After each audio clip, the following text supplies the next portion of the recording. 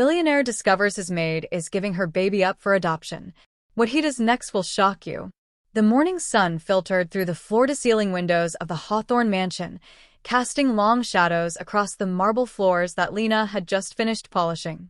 Her hands trembled as she wrung out the cleaning cloth, not from exhaustion, though she was bone-tired, but from the weight of the decision that had been crushing her chest for 3 sleepless nights. In the staff quarters behind the kitchen, 9-month-old Miguel slept in a borrowed crib, his tiny chest rising and falling with the peaceful rhythm only innocent babies possess. Lena had begged Mrs. Morrison, the head housekeeper, to let her bring him to work just this once. Her usual babysitter had canceled, and she couldn't afford to miss another shift. She couldn't afford to lose this job. She couldn't afford anything anymore. The irony wasn't lost on her. Here she stood, in a home worth more than she could earn in 10 lifetimes, surrounded by luxury that seemed to mock her poverty. Crystal chandeliers hung overhead like frozen waterfalls of light.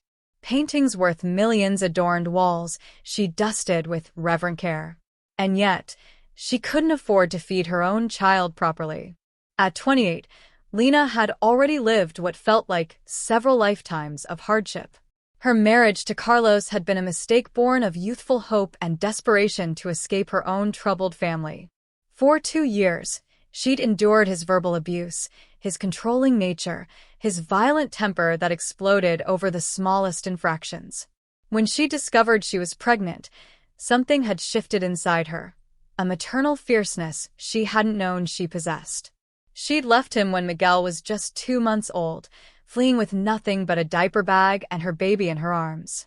The divorce had been finalized 3 months ago, but Carlos hadn't accepted it. He'd never wanted their son when they were together, viewing the baby as an inconvenience, another mouth to feed, another demand on his time. But now, he wielded Miguel like a weapon, determined to hurt Lena in the only way he knew would destroy her completely. The court summons sat in her purse, a ticking time bomb. Carlos was suing for full custody, claiming she was an unfit mother, that she couldn't provide for Miguel, that the baby would be better off with him and his new girlfriend in their subsidized apartment. The cruel joke was that his argument had teeth. She was living in a converted garage, working 3 jobs, barely scraping by. She skipped meals so Miguel could have formula. She wore shoes with holes in them, so he could have new clothes as he grew. And now Carlos wanted to take him away. The lawyer she'd consulted had been sympathetic but clear. Without legal representation, she would almost certainly lose. Carlos had somehow scraped together enough money to hire a cut-rate attorney who specialized in aggressive custody battles. The retainer fee the lawyer quoted her might as well have been $1 million. She'd sold everything of value she owned. She'd borrowed from friends until no one would lend her another penny. She'd looked into every assistance program, every charity, every possible avenue. There was only one option left, and it was killing her. The adoption agency had been professional, kind even. They'd assured her it would be an open adoption, that she could choose the family, that she could receive updates and photos. They painted a picture of a loving couple who desperately wanted a child, who could give Miguel everything she couldn't: stability, education, opportunities, a future that didn't involve government cheese and secondhand everything. They'd made it sound almost noble, her sacrifice. But Lena knew the truth. If she gave up Miguel for adoption, Carlos couldn't take him. Her baby would be safe, loved, cared for. And she would be hollow, a mother without her child, living with the ghost of his laughter, haunted by the memory of his weight in her arms. A sound from the nursery made her drop the cloth and run. Miguel was awake, his dark eyes, so like her own, seeking her face. When he saw her, his entire face transformed with joy, his chubby arms reaching up, his mouth forming the babbling sounds that were almost, but not quite, "Mama." She lifted him, breathing in his baby scent, feeling his solid warmth against her chest. He patted her face with his small hands, drooling happily on her uniform. This was her world, her everything, her reason for drawing breath. "I'm so sorry, mi amor," she whispered against his soft hair. "Mommy is so sorry." She'd made the appointment for tomorrow. Tomorrow, she would meet the couple who wanted to adopt him. Tomorrow, she would begin the process of signing away her rights to the only pure thing in her life. Tomorrow, her heart would break into pieces too small to ever put back together. But today, she held him. Today, he was still hers. She was so lost in her grief that she didn't hear the footsteps approaching. When Alexander Hawthorne spoke, she jumped, nearly dropping Miguel in her surprise. "Lena, Mrs. Morrison said you brought your baby to work today. Is everything all right?" Alexander Hawthorne was not what Lena had expected when she'd taken the job 6 months ago. At 35, he was younger than she'd imagined a billionaire would be, though grief had etched lines around his eyes that made him seem older. His wife, Catherine, had died in a car accident 2 years prior, and the tragedies seemed to hover around him like a shadow. He was kind to his staff, distant but never cruel, lost in his own world of board meetings and business empires and the empty rooms of his vast home. In the 6 months Lena had worked here, they'd barely spoken. She cleaned the East Wing. He existed somewhere beyond her sphere, an abstract concept more than a person. Mrs. Morrison handled all the staff interactions. The few times they'd passed in hallways, he nodded politely, his mind clearly elsewhere. Now, he stood before her in casual slacks and a white shirt, his dark hair slightly disheveled, his blue eyes, usually so guarded, showing something that looked almost like concern. "Ah, yes, sir. I'm sorry. It won't happen again. My babysitter canceled, and I couldn't afford, I had no one else who could." She was stumbling over her words, terrified she'd angered him, that he'd fire her on the spot. Miguel, oblivious to her panic, reached toward Alexander with the friendly curiosity of babies who haven't yet learned to fear the world. He made a happy gurgling sound, his fist opening and closing in a grabbing motion. Something flickered across Alexander's face. Pain, longing, something raw and unguarded. He didn't step back, but he didn't reach for the baby either. He seemed frozen, staring at Miguel as if seeing something that both drew and repelled him. "How old?" His voice was rough. 9 months, sir." "What's his name?" "Miguel." The baby babbled again, clearly pleased with being the center of attention. A tiny smile curved Alexander's lips before it disappeared, replaced by his usual careful neutrality. "He's welcome here. You don't need to apologize." Alexander turned to leave, then paused. "You seem upset. Beyond just the babysitter situation. If there's something affecting your work, I should know." And there it was, the opening, the crack in the universe where she could stay silent or speak the truth that was suffocating her. Lena made her decision. "Sir, Lena's voice cracked, and she had to start again. "I'm going to give my baby up for adoption." The words hung in the air between them like shattered glass, each syllable cutting her as it left her mouth. She hadn't meant to say it, certainly not to her employer, not to this man who was essentially a stranger. But the dam had broken, and now there was no stopping the flood. Alexander turned back slowly, his expression shifting from polite inquiry to something sharper, more focused. "You're what?" "I have to." The tears she'd been holding back for days began to fall, hot tracks down her cheeks that she couldn't wipe away with Miguel in her arms. "I don't have a choice.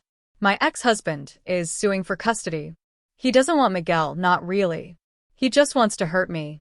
But I can't afford a lawyer, and without one, I'll lose him anyway. At least this way, I know he'll be safe, loved. At least this way, Carlos can't." She couldn't finish.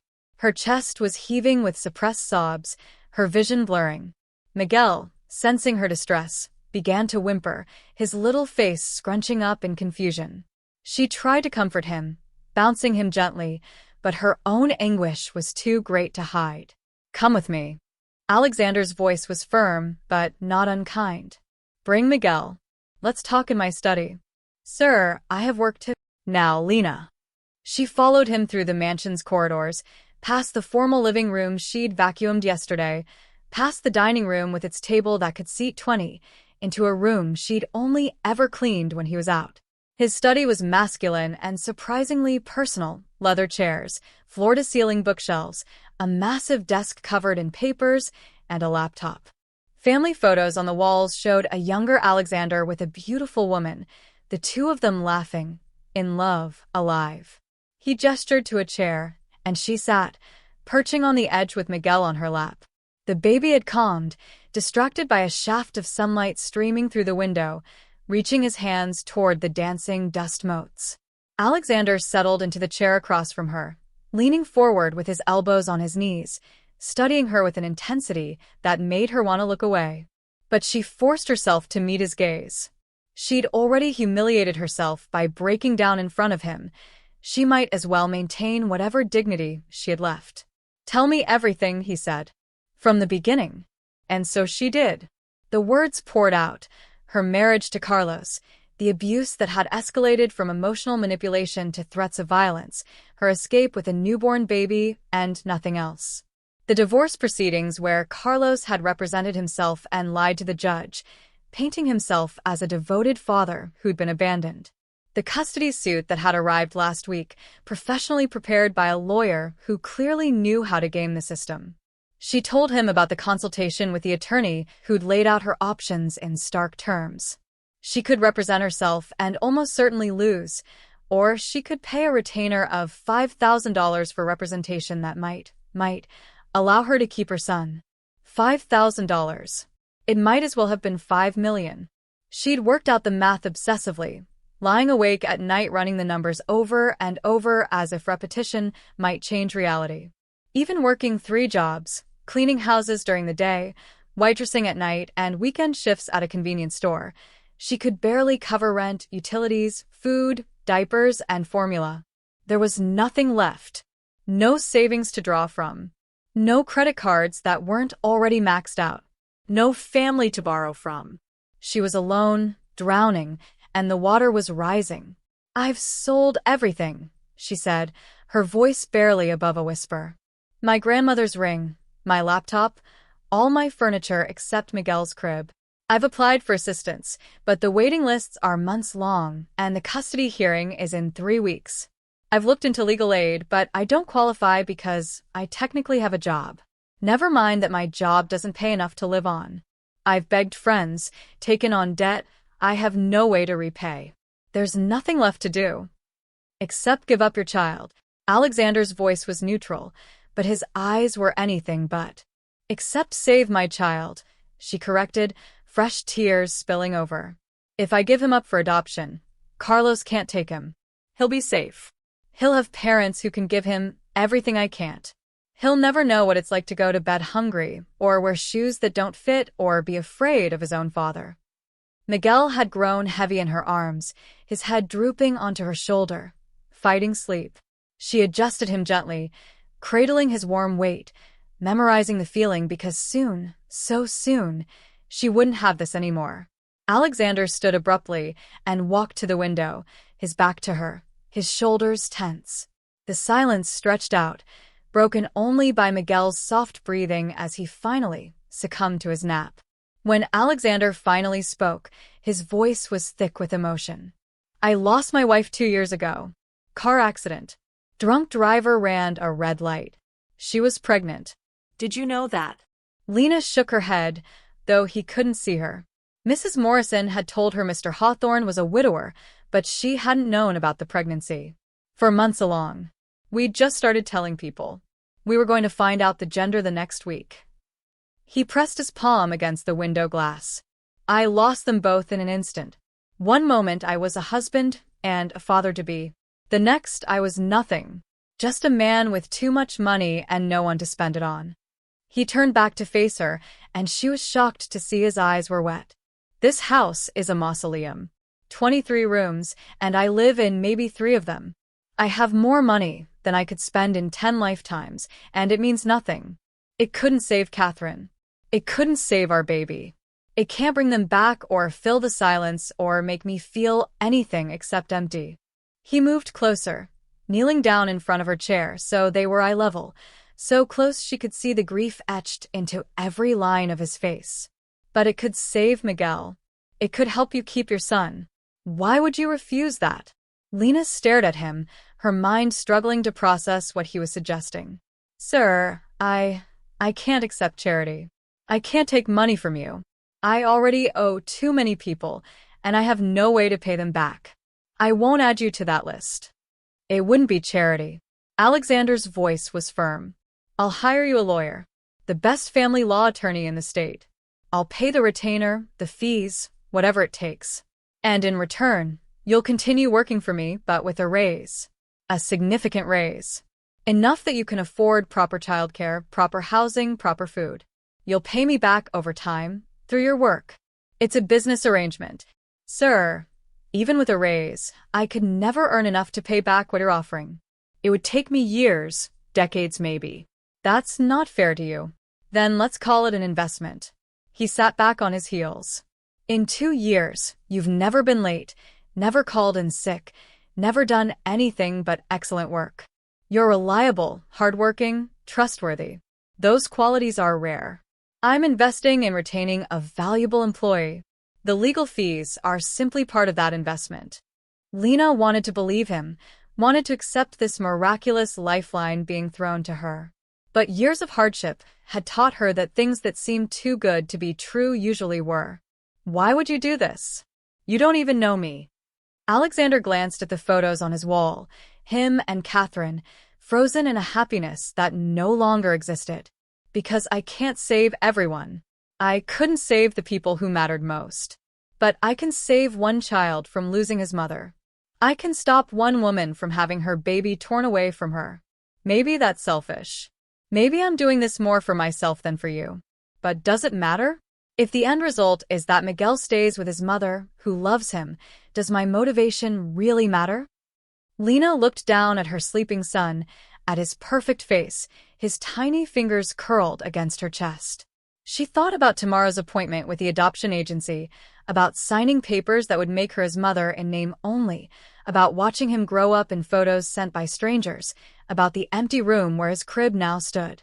She thought about Carlos's face when he realized he couldn't use their son as a weapon anymore, when his entire scheme collapsed because she had the resources to fight back. She thought about keeping Miguel, about not having to make this impossible choice, about having help for the first time in her life. I'll pay you back, she said, her voice shaking with desperate hope. Every penny. I don't care how long it takes. I'll work extra hours. I'll do whatever you need. Lena. Alexander's hand covered hers, the touch brief, but grounding. Just say yes. Say you'll let me help. Everything else, we'll figure out as we go. She looked into his eyes and saw something she recognized, grief transformed into purpose, loss channeled into action, pain seeking redemption through kindness. She understood, perhaps better than he knew, what it meant to turn your suffering into something that mattered. Yes, she whispered. Yes. Thank you. Thank you so much. And for the first time in weeks, the crushing weight on her chest eased just enough to let her breathe. The transformation didn't happen overnight, but it happened with a swiftness that left Lena dizzy with relief and disbelief. Within 48 hours of their conversation, Alexander had retained Margaret Chin, one of the city's most formidable family law attorneys. Within a week, Carlos's entire custody petition had been systematically dismantled. Margaret was a force of nature, a petite woman in her 50s with silver-streaked hair and eyes that could cut through lies like a scalpel. She'd sat across from Lena at the mansion's dining table, asked questions with surgical precision, and taken notes without a hint of judgment. When Lena had faltered, reliving the worst moments of her marriage, Margaret had simply waited, patient and present, until she could continue. Your ex-husband has made several critical errors, Margaret had said during their second meeting, spreading documents across the table. He's claimed you're an unfit mother, but he has no evidence. Meanwhile, I've subpoenaed records showing 3 domestic disturbance calls to your old address, all initiated by neighbors concerned about his behavior. I've obtained statements from witnesses who observed his treatment of you.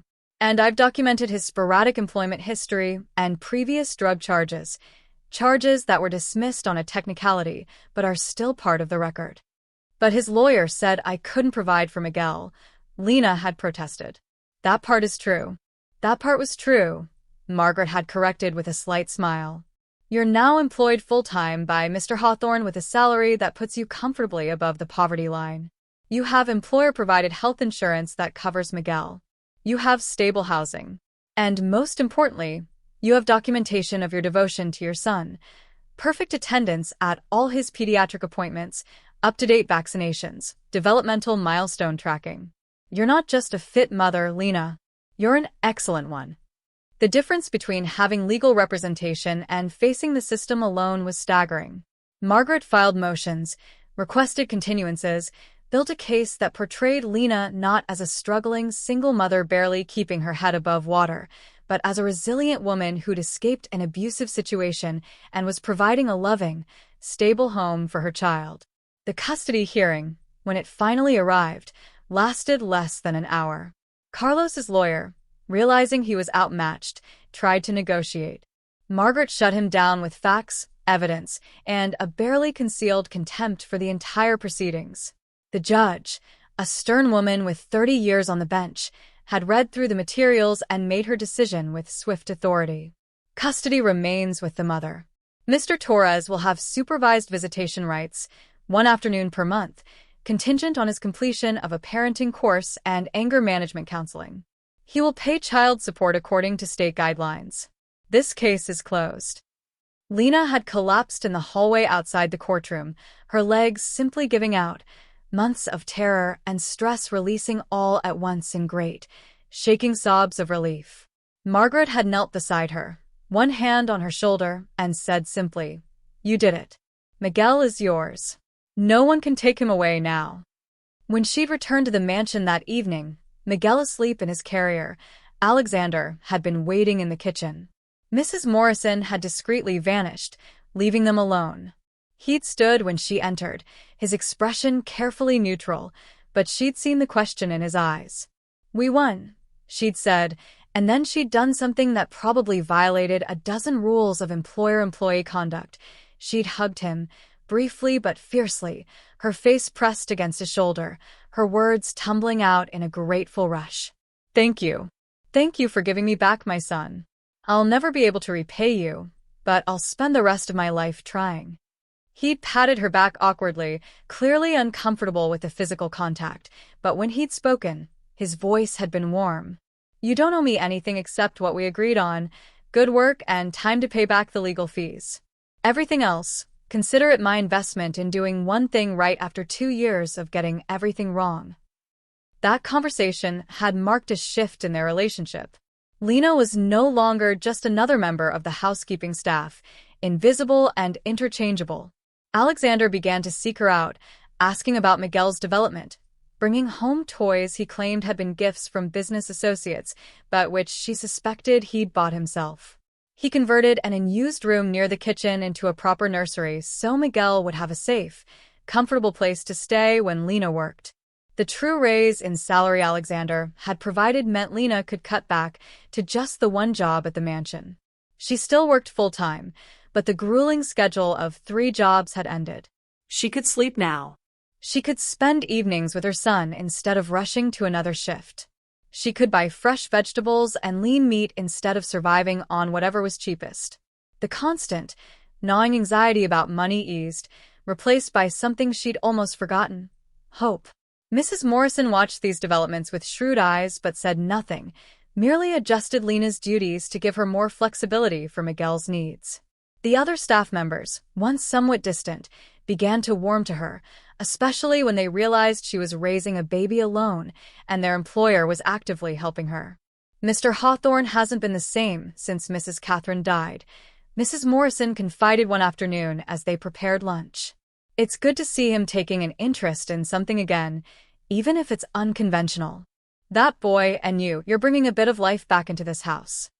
But it was the small moments, the unplanned interactions, that truly built the bridge between employer and employee into something that resembled friendship. Like the evening Lena had been preparing to leave, Miguel bundled in his jacket when they'd heard the crash from the study. They'd found Alexander standing amid shattered glass, a wedding photo of him and Catherine in pieces on the floor. He'd been drinking, something Mrs. Morrison said he did sometimes, alone in his study, on the anniversary of Catherine's death. "I'm sorry," he'd said, swaying slightly, his eyes red-rimmed. I didn't mean to. I wasn't trying to. It's okay, Lena had said softly, setting Miguel in his carrier and kneeling to collect the larger pieces of glass. Grief doesn't follow rules or schedules. It just is. How would you know? The words came out harsh, but she heard the pain underneath. Because I grieve too. She'd looked up at him, meeting his bloodshot eyes with steady compassion. Not for someone who died, but for the person I used to be before Carlos broke me. For the dreams I had before survival became my only goal. For the innocent girl who thought love was supposed to lift you up, not tear you down. Different losses, maybe, but grief is grief. Something in him had cracked then, and he'd slid down the wall to sit on the floor, his expensive suit creasing, his carefully maintained composure crumbling. I don't know how to live in a world without her. Everything reminds me.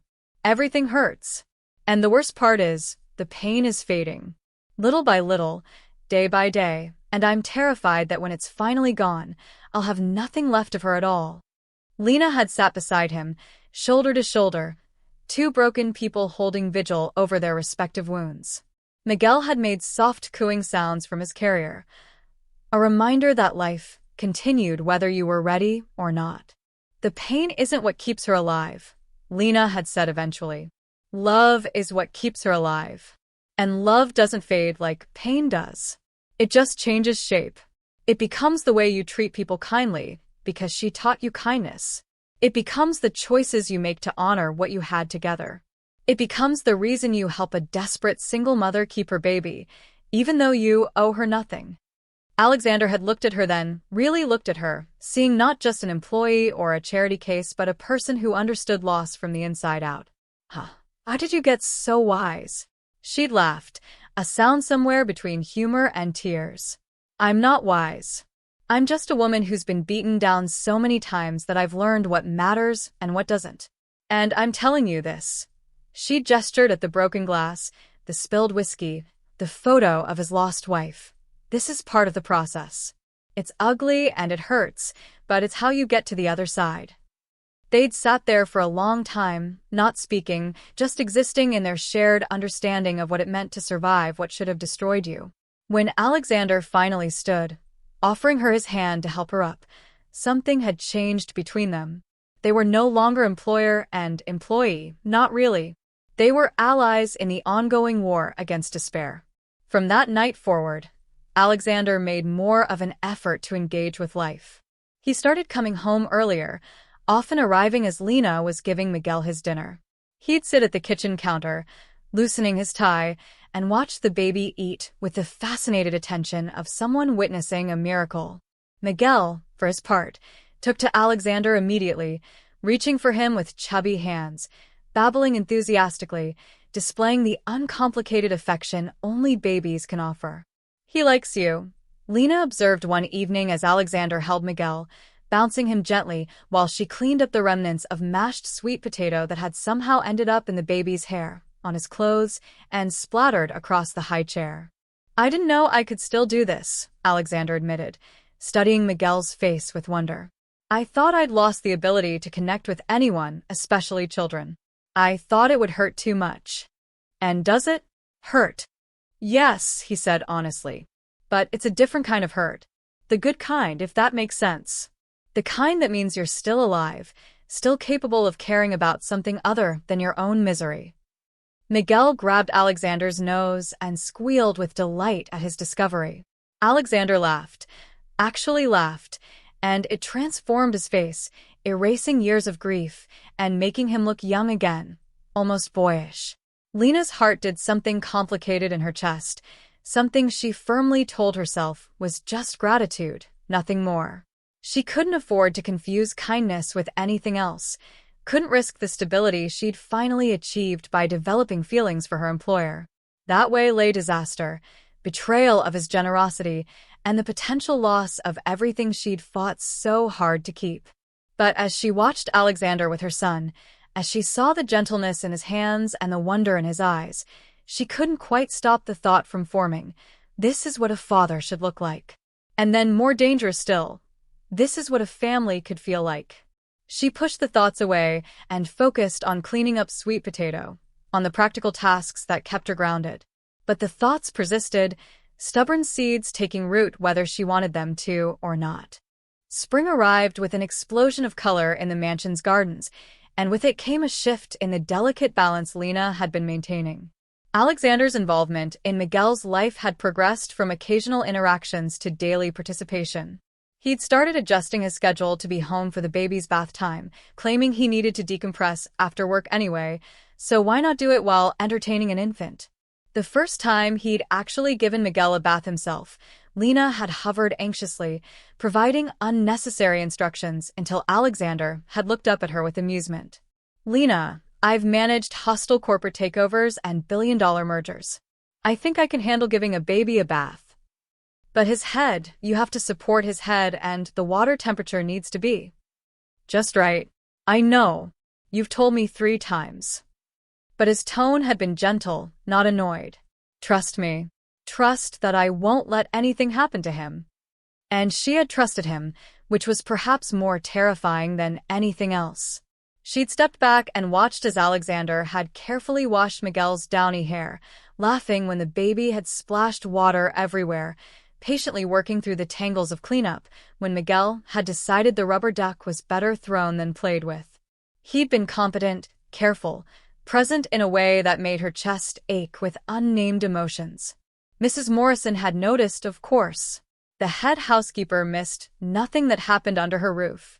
"You're playing a dangerous game, dear," she'd said one morning, catching Lena watching Alexander read to Miguel from a colorful board book, the baby's entire attention focused on the man holding him.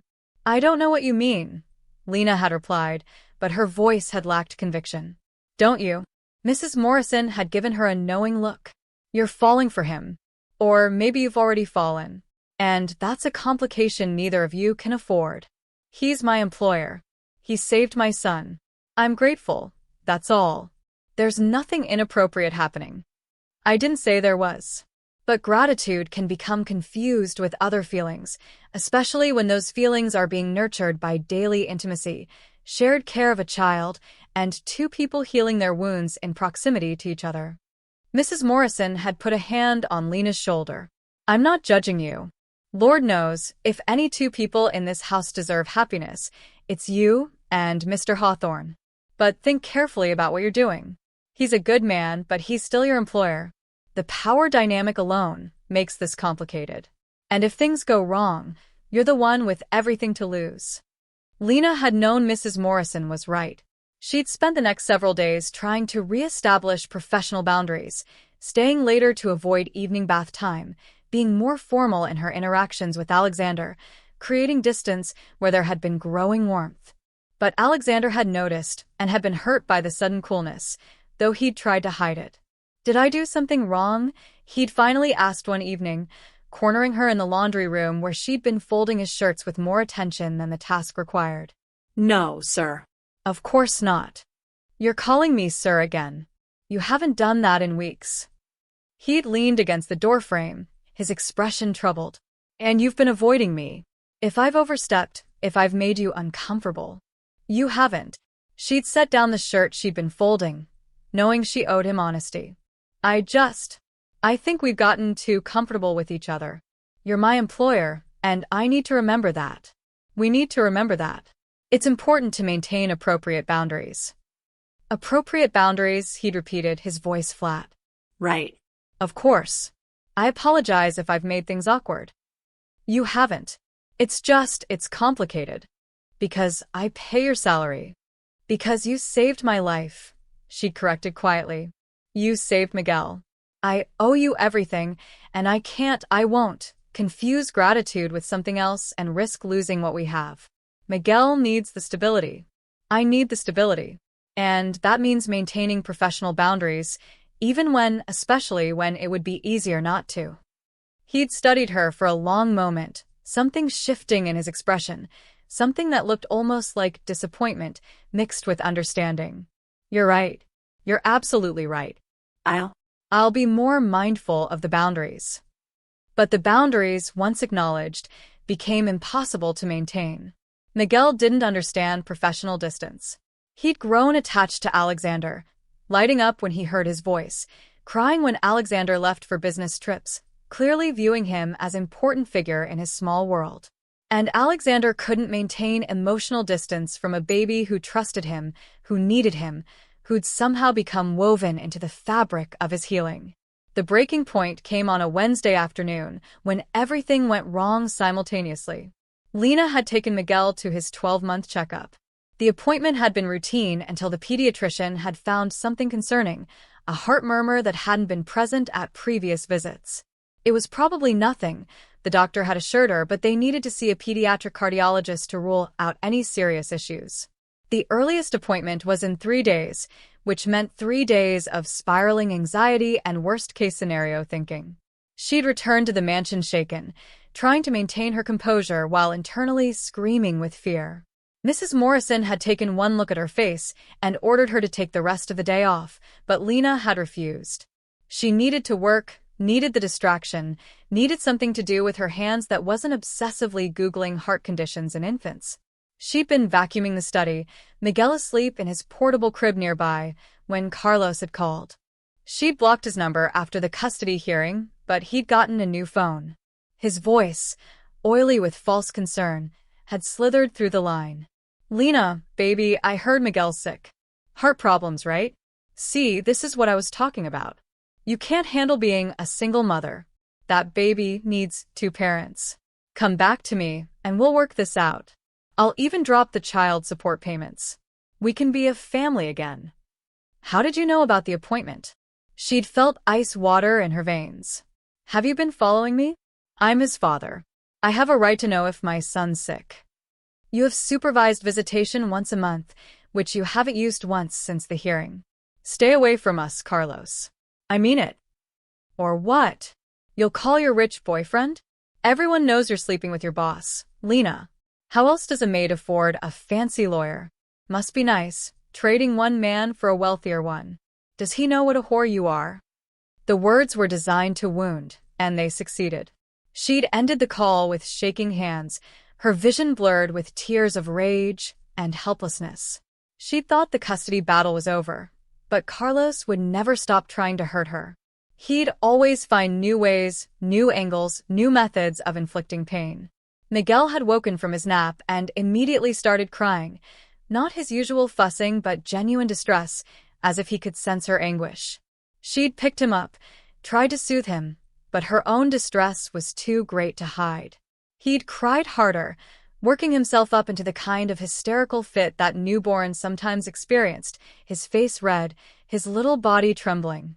That was how Alexander had found them. Lena sitting on the floor of his study, Miguel screaming in her arms, both of them a mess of tears and snot and despair. He hadn't asked questions. He'd simply taken Miguel from her arms, cradling the baby against his chest, walking in slow circles while making low, soothing sounds. Miguel had hiccuped, his crying gradually subsiding, his little fists clutching Alexander's shirt. And then Alexander had reached down with his free hand, pulled Lena to her feet, and wrapped his other arm around her, holding them both, mother and child, while she finally broke down completely.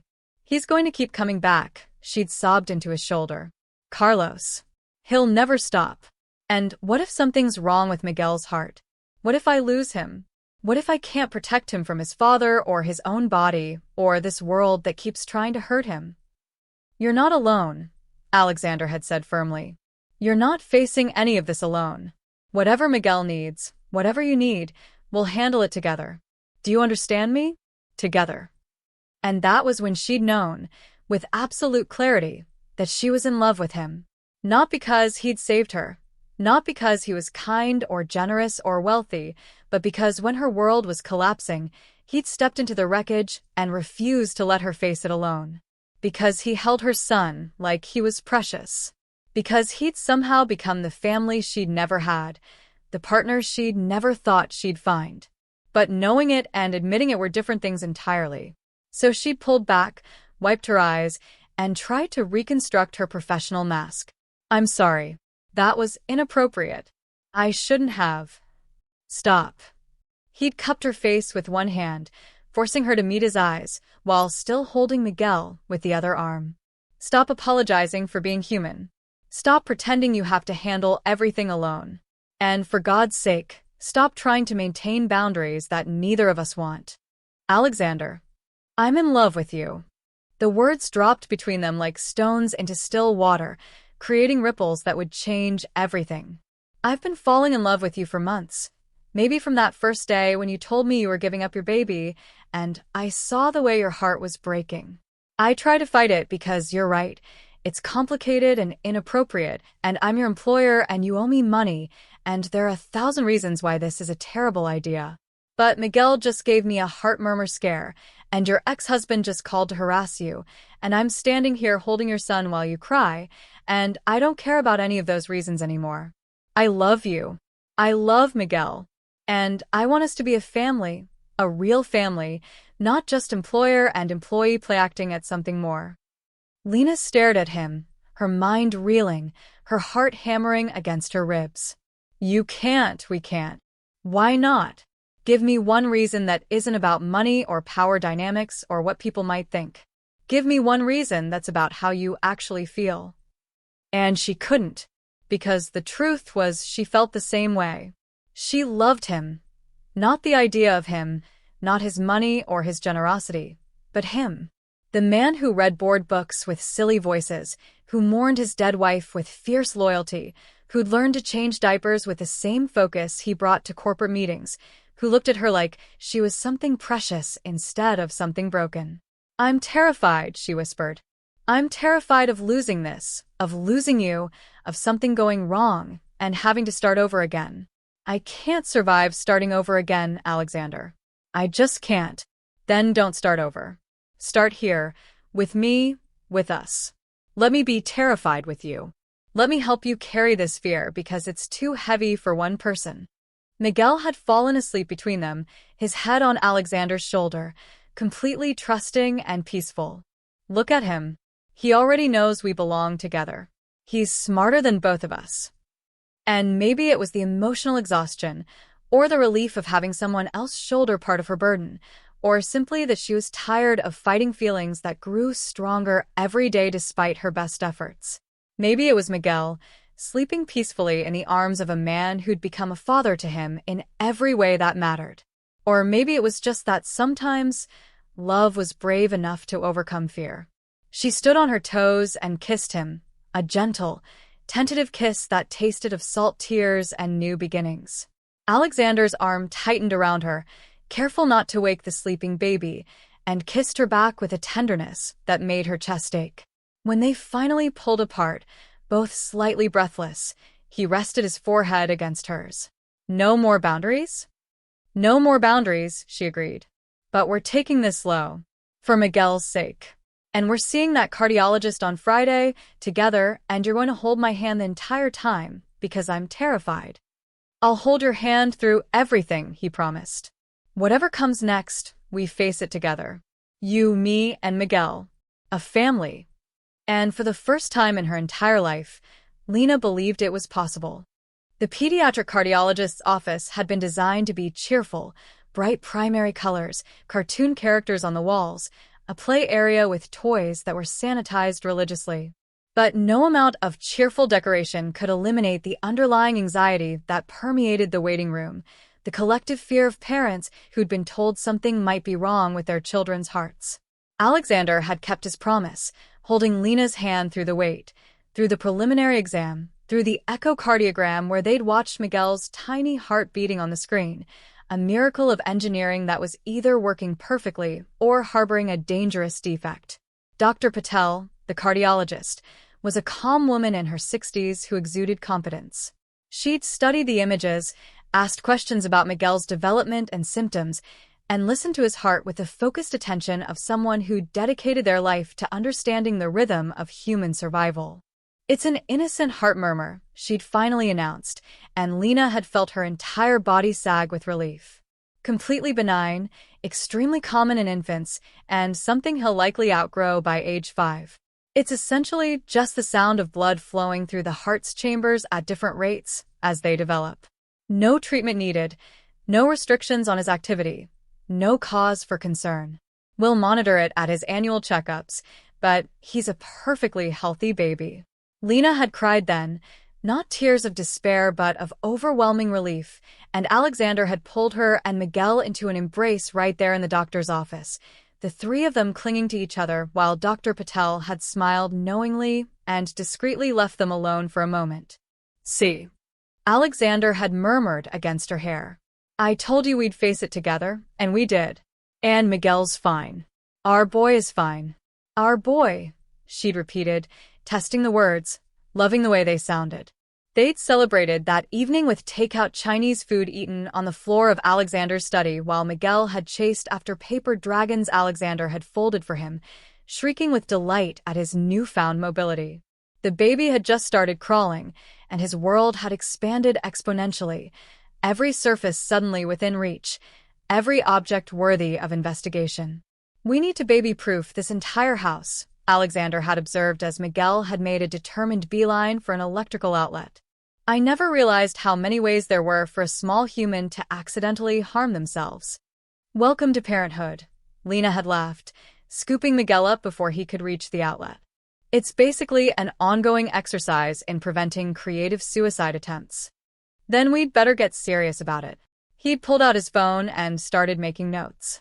Outlet covers, cabinet locks, furniture anchors, corner guards. What else? Gates for the stairs, latches for the toilets, locks for the medicine cabinets. "Alexander, this is a 23-room mansion. Baby-proofing it all will cost a fortune.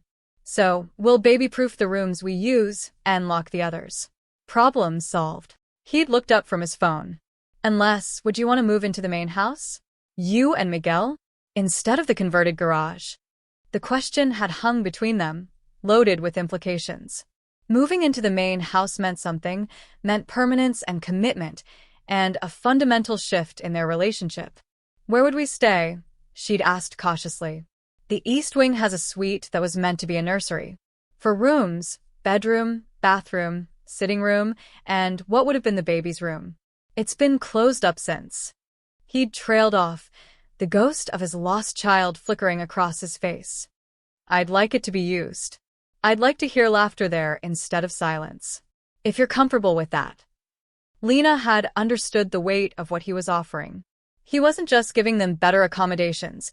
He was inviting them into the space he'd prepared for his own child, sharing his grief and his hopes simultaneously. "Are you sure?" "That's a big step." "I'm sure. I want you both here properly. Not in some converted garage, but actually living in this house, making it a home again." He'd reached over and taken her hand. "I know," he said slow, "and I'm not trying to rush anything. Take whatever time you need to think about it.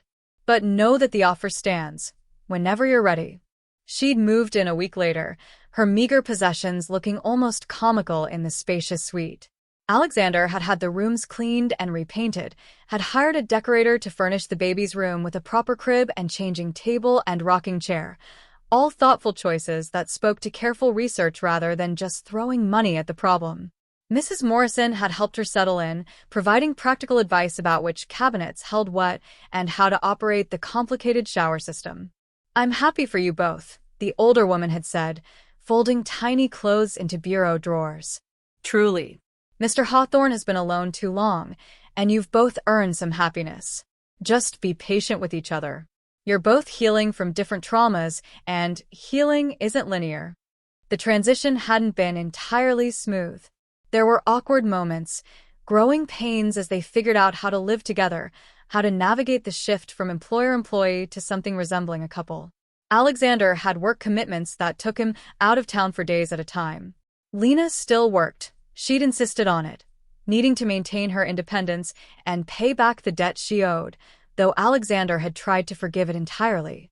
They'd had their first real fight about money, about Lena's insistence on continuing to work as his employee while also living with him as his partner.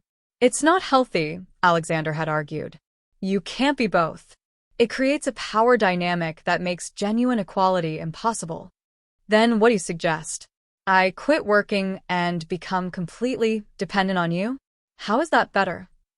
She'd been folding his laundry, while they argued, and the irony hadn't been lost on her. "I need to contribute. I need to know I can support myself and Miguel if everything falls apart. Why are you so convinced everything will fall apart? His frustration had been evident. I'm not going anywhere, Lena. I'm not Carlos. I'm not going to hurt you or leave you or use your dependence against you. I know that. Rationally, I know that. But there's a part of me that's still that terrified woman running from an abusive husband with a baby in her arms and nowhere safe to go. That woman doesn't trust easily. That woman prepares for the worst because she's lived through it. The fight had ended with both of them apologizing, Alexander acknowledging her need for independence, Lena acknowledging his desire to provide. They'd compromised. She'd continue working part-time, managing the household staff rather than being part of it, and contributing to household expenses proportionally from her salary. It wasn't perfect, but it was honest, and honesty was the foundation they were building on. Miguel, at least, had no complications about their living arrangement. He'd thrived with more space to explore, more consistency in his routine, and two attentive parents, because that's what Alexander had become, in every way that mattered. He was there for midnight feedings when Miguel had nightmares. He changed diapers without complaint. He spent Saturday mornings at the park, pushing Miguel on baby swings and making silly faces that provoked peals of laughter. He loved the baby not because he had to, not because it was expected, but because Miguel had crept into his heart and made a home there. For Miguel's first birthday, Alexander had thrown a party that would have been excessive if it hadn't been so genuinely joyful. The mansion's gardens had been transformed with bouncy castles and balloon arches and a cake shaped like Miguel's favorite stuffed elephant. The guest list had been small: Mrs. Morrison and the household staff, Lena's few friends, and Margaret Chin, who'd become a friend during the custody battle and had been delighted to see how well things had turned out. Watching Miguel smash his face into his birthday cake, frosting everywhere, Alexander standing beside her with his arm around her waist, Lena had felt something she'd almost forgotten was possible: contentment. Not the absence of worry, because parenthood meant worry was constant, but contentment in the knowledge that she wasn't alone, that her son was safe and loved, that the future she'd almost given up hoping for had somehow materialized against all odds. "What are you thinking?" Alexander had asked, kissing her temple. "That a year ago, I was planning to give him up for adoption. That I was convinced there was no other way, that I couldn't keep him safe or provide for him or protect him from Carlos. And now look at us." "Now look at us," he'd agreed. "A family. The strangest family I could have imagined, but perfect in its own way." "Do you ever think about her?" Lena had asked quietly. "Catherine? About the family you should have had?" "Sometimes," he'd admitted, "but not with the same devastating grief anymore. Now it's more wistful, sad for what never got to be, but grateful for what is. I think she'd be happy that I found you and Miguel, that I let myself heal enough to love again. I think she would too." They'd kissed then, sweet and tender, while Miguel had continued his enthusiastic destruction of his birthday cake, oblivious to the adult emotions swirling around him. The real shift had come a month later, when Carlos had shown up at the mansion's gates. Security had called immediately, informing Alexander that an agitated man claiming to be Miguel's father was demanding entry. Alexander had told them to call the police while he'd gone to find Lena, who'd been giving Miguel his afternoon snack in the kitchen. "Carlos is here," he'd said without preamble. "Security is handling it, but I wanted you to know before you heard it from someone else." Lena's hands had stilled on Miguel's spoon, her entire body tensing with remembered fear. "What does he want?" "I don't know, and I don't care. He's not getting past the gate. But I think it's time we got a restraining order. He's been calling you, following you, showing up uninvited. This constitutes harassment." They'd watched through the security monitors as Carlos had argued with the guards, his face red with rage, his gestures aggressive. The police had arrived within 10 minutes, questioned him, and escorted him off the property, with a warning. But Lena had seen something that chilled her: the cold calculation in his eyes, the way he'd looked at the mansion's walls, as if measuring them for vulnerabilities. "He's not going to stop," she'd said, her voice small. "He's going to keep trying to find ways to hurt me, to disrupt our lives. Then we'll stop him legally." Alexander had pulled her against his chest, one hand cupping the back of her head. We'll get the restraining order. We'll document every violation. We'll make sure he understands that coming after you means coming after both of us, and I have resources he can't match. The restraining order hearing had been brief. Margaret had compiled months of evidence, harassing calls, stalking behavior, the scene at the mansion's gates. Carlos had represented himself again, rambling about his rights as a father, about Lena alienating him from his son. The judge had granted a 3-year restraining order with provisions that any violation would result in immediate arrest. As they'd left the courthouse, Lena had felt something release in her chest, not all the fear, but enough of it to breathe easier. It's really over. He can't hurt us anymore. He can't hurt you anymore, Alexander had corrected. And if he tries, he'll have to go through me first. That evening, after Miguel had been put to bed, Alexander had led her to his study. Their study, really, since she'd started working from there too, managing household accounts and staff schedules from a desk they'd brought in for her. He'd poured them each a glass of wine and pulled a small box from his desk drawer. "This isn't what you think it is," he'd said before she could panic. "I'm not proposing. Not yet. We agreed on slow, and I'm sticking to that. But I want you to have this." Inside the box was a key, an ornate, old-fashioned key on a silver chain. "It was my grandmother's," he'd explained. "She gave it to my mother, who gave it to Catherine when we got married. It's symbolic more than functional. It's supposed to represent having the key to someone's heart, to their home, to their future. I'd like you to have it. Not as a promise of marriage, but as a promise of commitment. You and Miguel aren't temporary. You're not a charity case or a responsibility. You're my family and I'm yours, and I want you to have something tangible to remind you of that when fear makes you forget." Lena had taken the key with trembling hands, feeling the weight of its history and meaning. "Thank you. For this, for everything. For seeing me when I felt invisible.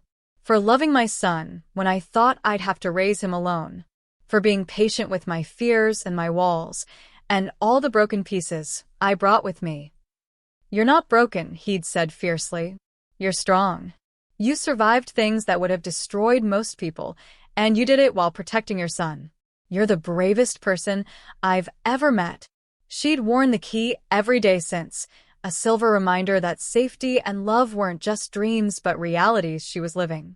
2 years after that first desperate conversation in Alexander's study, on Miguel's 3rd birthday, the mansion's gardens hosted another party.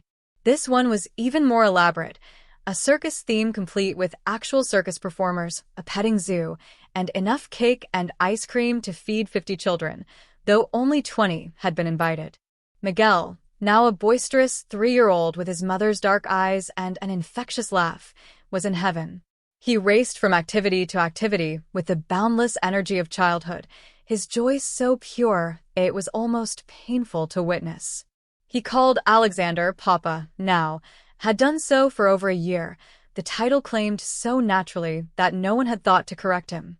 Lena stood on the terrace, watching her son play with other children, feeling almost dizzy with the contrast between past and present. 3 years ago, she'd been planning to give him up for adoption, convinced it was the only way to save him.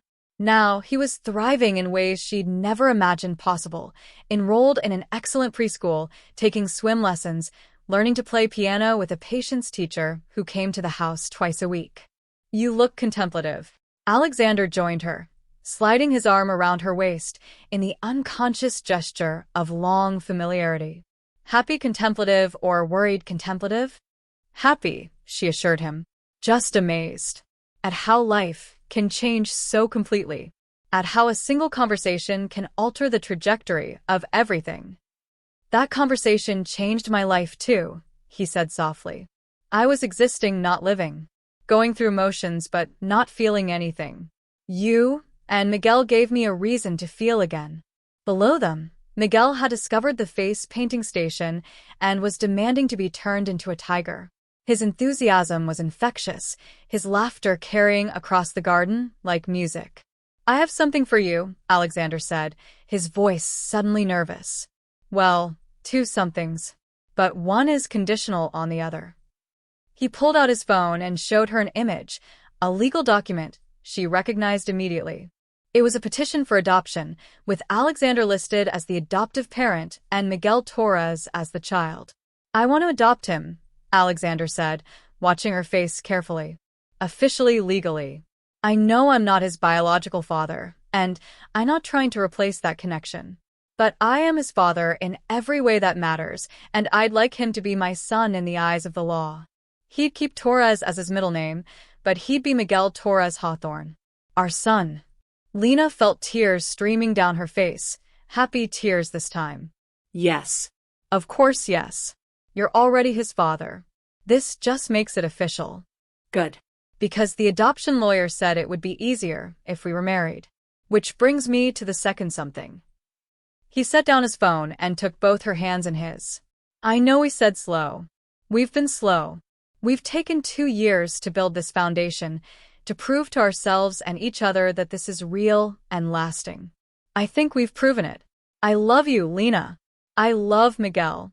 I love our life together. And I'd very much like to make it permanent." He dropped to one knee right there on the terrace, pulling a ring box from his pocket. "Lena Torres, will you marry me? Will you let me be your husband and Miguel's father, and the family we've already become in our hearts, but not yet on paper?" She couldn't speak, could barely breathe through the overwhelming emotion flooding her system. She'd never expected this. Even after 2 years, some part of her still couldn't quite believe this was her life, that she got to keep this happiness. "Yes," she finally managed. "Yes, yes, 1,000 times yes." The ring was perfect, a sapphire surrounded by diamonds, not showy but elegant, exactly her style. As Alexander slid it onto her finger, a cheer went up from below. She looked down to see that the party guests had noticed, that Mrs. Morrison was wiping her eyes while Margaretchen raised a champagne glass in a toast. Miguel, covered in face paint and clutching a balloon animal, looked up at his parents with confusion.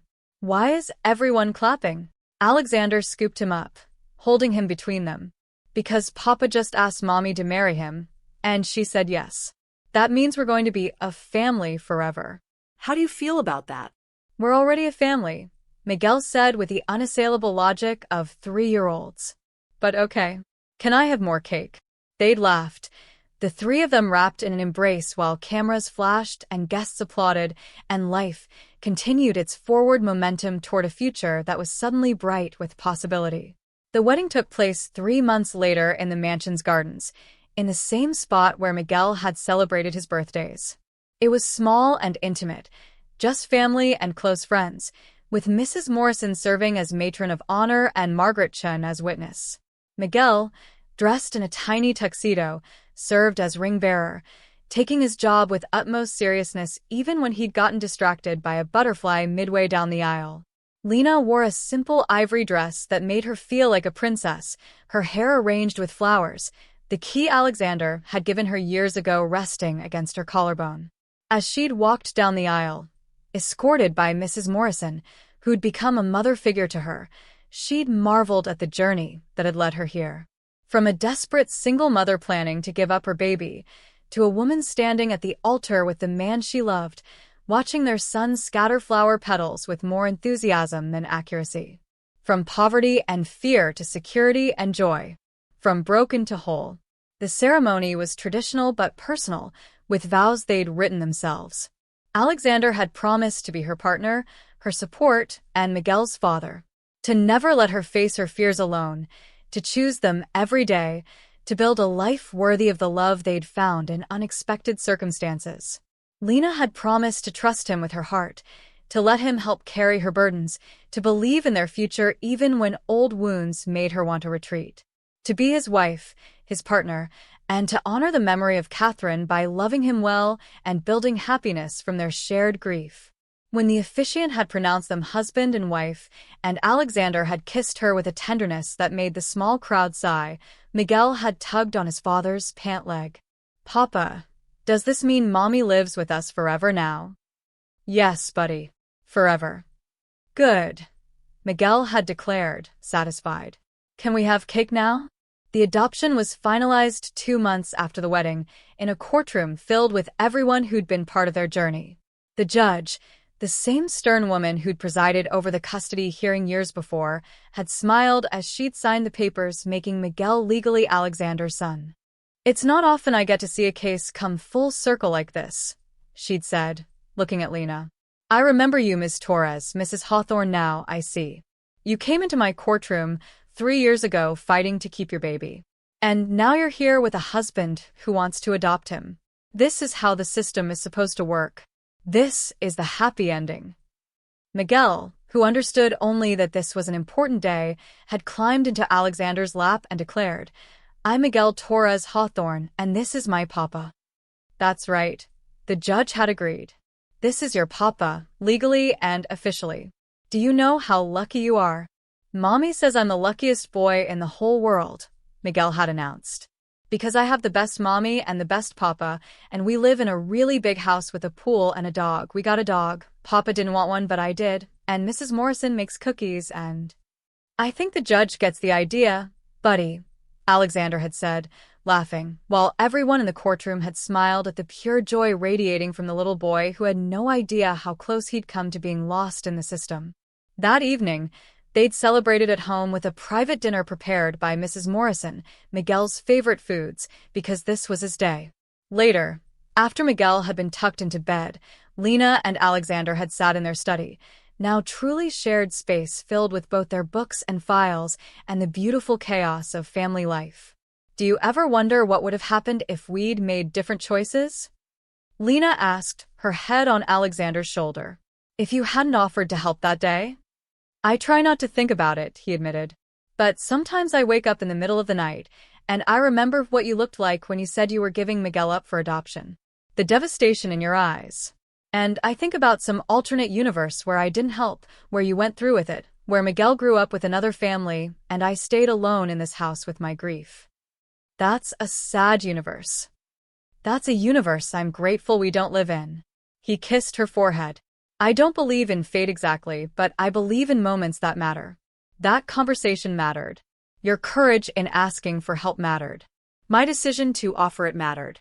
And now here we are, a family built from broken pieces that somehow fit together perfectly." "Not perfectly," Lena corrected. "We still fight about money sometimes. I still have nightmares about Carlos. You still have days when grief for Catherine hits you out of nowhere.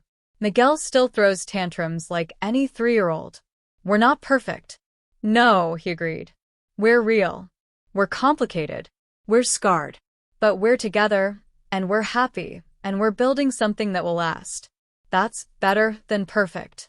Through the baby monitor on the desk, they could hear Miguel talking in his sleep, a running commentary of his dreams that made them both smile. "Mommy, Papa, we're going to the park. Tigers don't eat cake. My family." "Our family," Lena whispered, feeling the truth of it settle into her bones. She'd spent so much of her life fighting just to survive, never imagining she could have this love, security, partnership, a child who would grow up knowing he was wanted and protected and cherished. Alexander's phone buzzed with a reminder. Miguel's parent-teacher conference tomorrow, then swim lessons, then the charity gala they were hosting this weekend. The calendar of their life, filled with the beautiful mundane details of raising a child, building a marriage, creating a legacy. "I never thanked you properly," Lena said, pulling back to look at him. "For saving us. For seeing me when I felt invisible. For loving my son like your own."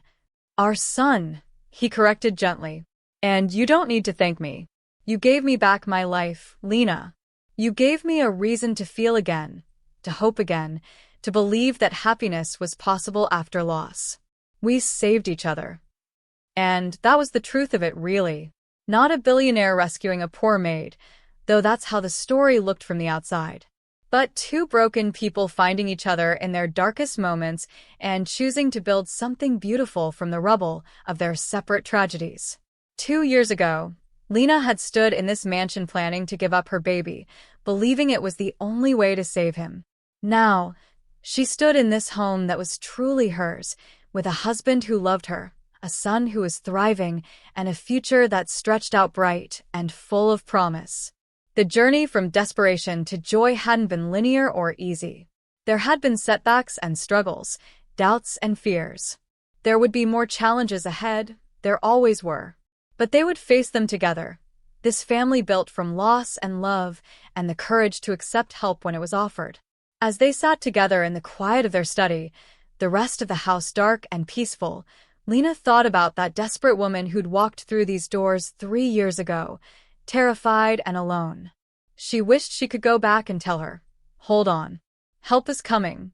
Your story doesn't end in loss. It begins there." But that woman didn't need to be told. She'd held on. She'd accepted help. She'd trusted when trust was terrifying. She'd loved when love seemed impossible. And she'd found her way home. Miguel's voice drifted through the monitor again. "Love you, Mommy. Love you, Papa." "Love you too, buddy," Alexander said softly, though their son couldn't hear him. "Forever and always. Forever and always." It was a promise they'd all made to each other, parent to child, husband to wife, family to itself. A promise that said, "We choose each other, every day, in joy and in struggle, in wealth and in poverty, in health and in sickness." A promise that began with a desperate mother, a grieving widower, and a 9-month-old baby, and grew into something neither of them had imagined was possible. A promise that transformed a billionaire's mansion into a home filled with laughter, love, and the beautiful chaos of family life. A promise called forever. And it started now. 5 years later. Miguel was 8 now, tall for his age, still with his mother's dark eyes, but developing his father's serious expression when he concentrated on his homework. He sat at the kitchen table, pencil in hand, working through a math problem while his little sister, Sophia Catherine Hawthorne, 3 years old, colored chaotically beside him. "Mama," Sophia called out. "Look at my dragon." Lena leaned over to admire what appeared to be a purple blob with teeth. "That's a very fearsome dragon. I'm terrified." "You're not scared," Sophia said with devastating accuracy. "You're smiling." "I can be scared and smiling at the same time. Haven't you learned that yet?" Alexander entered the kitchen, briefcase in hand, tie already loosened. He kissed Lena first, a habit from their early days that he'd never abandoned, then ruffled Miguel's hair and scooped Sophia into his arms, earning a squeal of delight. "How is school?" he asked Miguel. "Good. "We're learning about families in social studies. Ms. Peterson asked us to draw our family trees." He pulled out a piece of construction paper covered in carefully drawn branches. At the top, 2 names, Catherine Hawthorne and Unknown Torres. Below them, branches connecting to Alexander and Lena, and below them, Miguel and Sophia. "I included Catherine," Miguel explained, his voice serious. "Because even though I never met her, she's part of our family. If Papa hadn't loved her first, he wouldn't have known how to love us." Ms. Peterson said that was very insightful. Lena felt her throat tighten. At 8, Miguel understood what many adults struggled to grasp, that love didn't replace love, it built upon it. That families could be complicated and still beautiful. That honoring the past didn't diminish the present. "That's perfect, buddy," Alexander said, his voice rough with emotion. "Catherine would have loved you both so much." "I know," Miguel said simply. "Mama told me she's our angel, that she watches over us and is happy we're happy." "What about my birth dad?" Miguel had asked once, years ago, with the curiosity of children who wanted to understand their origins. They told him the truth, age-appropriately, that his birth father hadn't been kind, that he'd hurt Mama, that Papa had saved them both. Miguel had absorbed this information, processed it, and moved on with the resilience of children raised in love. Carlos was a fact of his biology, nothing more. Alexander was his father, in every way that mattered. Now, Miguel carefully added his sister's name to the family tree, drawing a branch that connected her to their parents. "We're complete now, right? Our family is finished." Lena and Alexander exchanged a glance. They talked about having more children, had decided they were happy with 2. But the way Miguel phrased it, finished, made them both pause. "Families are never really finished," Lena said, sitting down beside her son. "They keep growing and changing. You'll get older, maybe get married someday, have children of your own. Sophia will too. The tree keeps branching out, generation after generation. But will always be at the center? Miguel asked, his finger tracing the connection between the four of them. You, Papa, me, and Sophia? Always, Alexander confirmed. No matter how big the tree grows, we're the roots. We're what holds it together. Sophia, tired of being left out of the serious conversation, grabbed her crayon and added her own contribution to the family tree, a large, purple dragon right in the middle of the carefully drawn branches. Now it's perfect, she declared with satisfaction. Miguel looked dismayed. Sophia, that's not. Actually, Lena interrupted, I think your sister is onto something. Every family needs a dragon. Something wild and unexpected that doesn't fit the neat structure, but makes it more interesting. Alexander laughed, the sound rich and warm. In that case, we've definitely got our dragon.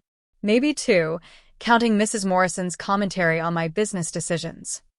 The housekeeper, now in her 70s, but still running the household with efficient affection, called from the doorway, I heard that, Mr. Hawthorne. And if I recall correctly, you thanked me profusely when I talked you out of that disastrous merger last year. Guilty as charged, he admitted, grinning.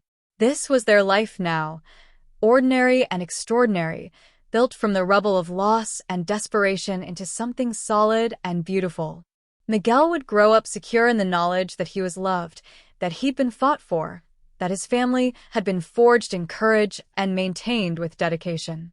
Sophia would grow up knowing only love and stability, never understanding what a gift that was until she was older. And Lena and Alexander would grow old together, watching their children thrive, building new memories to layer over old pain, proving every day that happy endings weren't just for fairy tales. They were for people who were brave enough to ask for help, generous enough to offer it, and wise enough to recognize that love came in unexpected forms. That evening, after both children were in bed, Lena and Alexander stood in Miguel's doorway, watching him sleep. He still clutched his family tree, the one with Catherine honored and the purple dragon added by his sister, the one that told the truth about where they'd come from and where they were going. Do you think he understands how close we came to losing him? Alexander whispered. I think he understands we never would have let that happen, Lena replied. That's all he needs to know, that we fought for him, that we chose him, that we'll always choose him. Choose all of you, he corrected, his arm around her waist. Every day for the rest of my life, I choose this family. From Sophia's room across the hall came a sleepy voice. Mama? Papa? Are you there? They crossed to her room, finding her sitting up in bed, her hair a wild tangle, her expression confused in the way of children woken from dreams. We're here, baby, Lena soothed, sitting on the edge of the bed. Bad dream? No. Good dream. We were all flying on the dragon. It was fun. She yawned hugely. Will you stay until I fall asleep again? Of course, Alexander said, settling into the rocking chair they'd moved from Miguel's room when he'd outgrown it. They sat in the darkness, Lena on the bed holding Sophia's hand, Alexander in the chair, both of them present and accounted for, witnesses to the miracle of their children's peaceful sleep. This was what they'd fought for, not just to keep Miguel from being taken away, but for nights like this. For purple dragons on family trees. For children who asked their parents to stay until they fell asleep, secure in the knowledge that they would. For a home filled with love instead of silence. Thank you, Lena whispered into the darkness. For what? Alexander whispered back. For being the person who said yes when I needed help. For being the partner who stayed when things got hard. For being the father my children deserve. For being my home. You're my home too, he replied softly. You and Miguel and Sophia. You're everything I didn't know I needed until you walked into my life with a baby in your arms and desperation in your eyes. You saved me just as much as I saved you. It was true. They'd saved each other. And in saving each other, they'd built something that would outlast them both. A family rooted in choice rather than just biology, in courage rather than just circumstance, in love that had been tested and proven strong enough to weather any storm. Sophia's breathing evened out, her hand relaxing in Lena's. They stayed a few minutes longer, reluctant to break the spell of this perfect moment, then quietly left her room, pulling the door almost closed but leaving it cracked, the way she liked.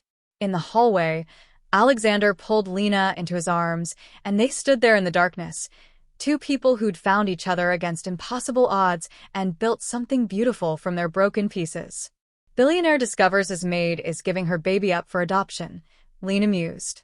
That could be a headline for those clickbait articles you always mock. True, Alexander agreed.